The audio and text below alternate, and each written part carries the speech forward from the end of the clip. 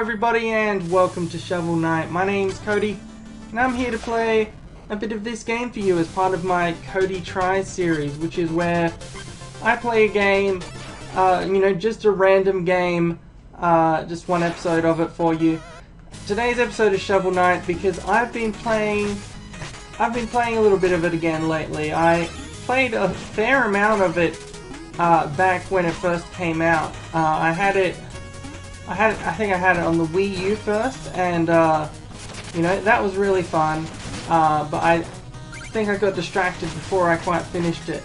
So I have it on Steam as well because I must have got it in a deal or something. I don't remember where I get half my Steam games from. And that also coincided with me recently plugging in getting an Xbox controller working with my Steam account. Which has let me play a few games that, look, then to be honest, the controls on keyboard and mouse clearly weren't designed for the keyboard and mouse being the main version of the game. There's a few games like that on my Steam list. Skyrim's one of them. Shadow of Mordor is another one that, wow, the keyboard and mouse controls in there, some of them are a little bit ridiculous. But yeah, so I've been doing that, and I've been playing some Shovel Knight.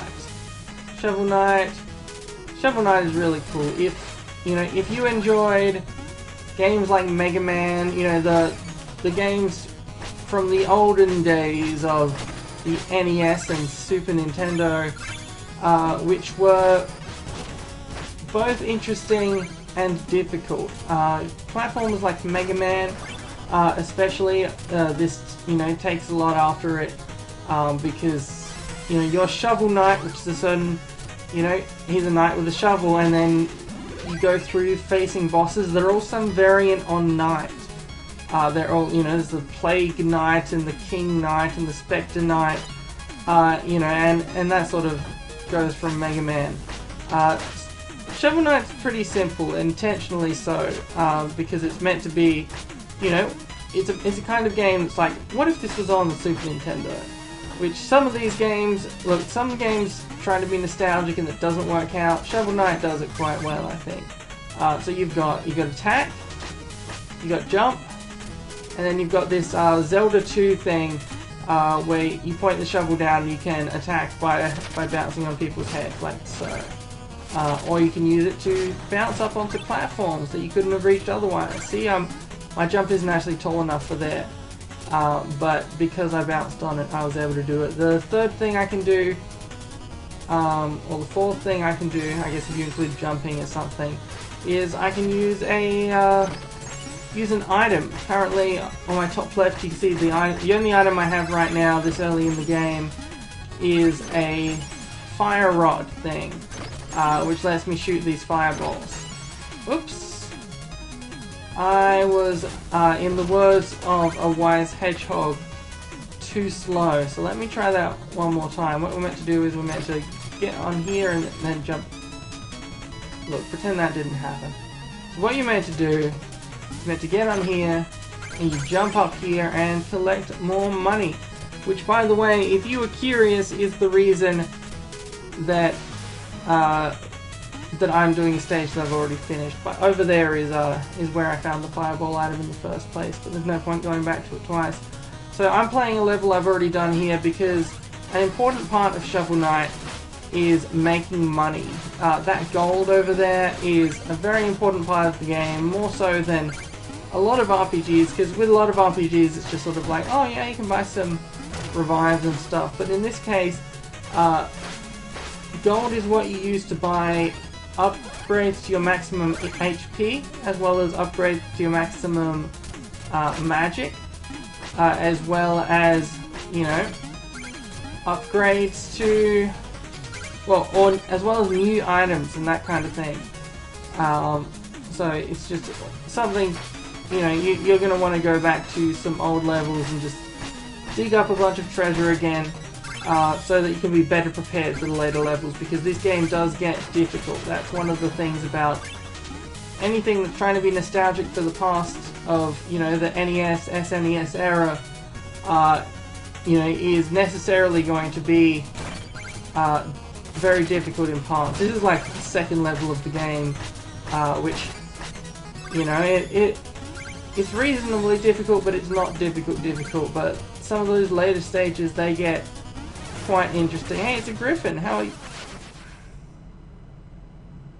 Look, luckily the save checkpoint was just there, and as long as I don't die before collecting these bags, I won't have any trouble with retaining all of the money. If I died before then, I would have a fair amount of trouble. I'm doing worse than I usually would for a couple of reasons. First off, I keep getting distracted by turning invisible. I'm not sure if it's on your screen or not, but usually when I play Shovel Knight, he sort of blinks on and off, I guess, when he gets hit. But thanks to me recording the game, it seems like, you know, he's either fully visible or fully invisible, which is just something to do with one of the few things that's actually affected by the frames per second. By the frames per second stuff, is you see this in other games as well. Like Sonic the Hedgehog is an example of a game where, and of course I mean, you know, like Sonic 06, because that's the only real Sonic game. You get examples of games like that where they'll take damage. You know, Sonic will blink rapidly, but on the internet it looks like he's just turned invisible for like 5 seconds, because every second frame he's invisible, which means that, you know, depending on which frame it was set on the YouTube video, it always looks like they're either fully visible or fully invisible. Which is something to note. You'll probably start noticing it now that I mentioned. If you haven't noticed it before, you'll probably start noticing it pretty soon. Anywhere where there's blinking involved, you know, rapid blinking in a video game. If it's not going at, you know, if the video isn't capturing every frame of that, it can be a bit noticeable. So, you know, I'm not one of those people who's like 60 frames per second is the only thing that matters. But there are a few cases where that's noticeable. Over there is a little music note thing. It's collectible. I've already collected it because as mentioned before, I've already finished this stage, and I'm back to collect some monies, as the famous sage Abba once said. You know, the idea here is you have to stab the magical book with the shovel, which is standard practice. Try it at your local library. You know, librarians will understand. Just bring a shovel, and they'll go, "Oh, I know what you're here for," and they'll guide you into the secret room. This is definitely what happens at libraries. It's probably definitely what happens at libraries. They need to invest in better chandeliers. Like, they look expensive, so maybe they could also invest some money in the bits that are holding up these chandeliers. Just a thought. Oh, hello. Got a what's it again? Got a griffin. It's I guess taking a break from guarding Stormwind to grace us with its presence. There we go. That one was a lot less hassle than the last one. Mostly because there wasn't a pit like right over here. Oh, we're over at over 10,000 gold now, huh? Well, here's a checkpoint. You can also, by the way, you can break it. I'm not going to because I'm not that